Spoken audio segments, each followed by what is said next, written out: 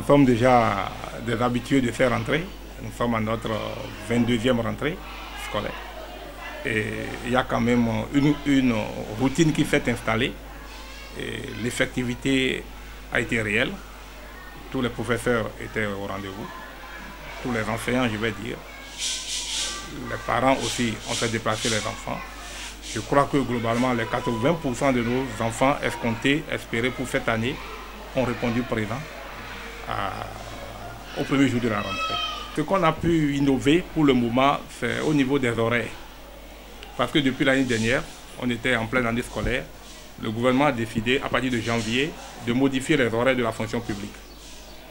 Désormais, les fonctionnaires, dans l'après-midi, peuvent rentrer à la maison à partir de 17h30. Alors, nous, on s'est dit, il n'est plus question de tenir les enfants, de garder les enfants jusqu'à 19h. Donc, nous avons essayé aussi de modifier un peu notre gestion du temps en tenant compte de cette réalité-là. Donc, autour de 18h, les enfants seront libérés. Qu'est-ce que cela signifie? Le parent qui sort de son service à 17h30 est en mesure de passer ici, récupérer son enfant et aller à la maison avec lui, au lieu d'attendre jusqu'à 19h.